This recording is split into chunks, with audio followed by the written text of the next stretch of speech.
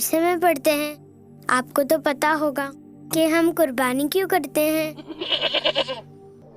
रब के खलील